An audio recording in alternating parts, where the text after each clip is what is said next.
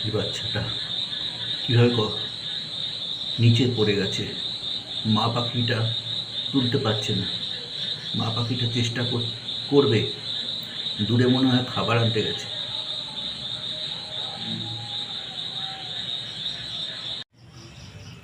পাখির বাচ্চাটাকে বাঁচানো গেল না। ওর মা হয়তো বাসা থেকে ইচ্ছে করেই ফেলে দিয়েছে, কিংবা ও পড়ে গেছে।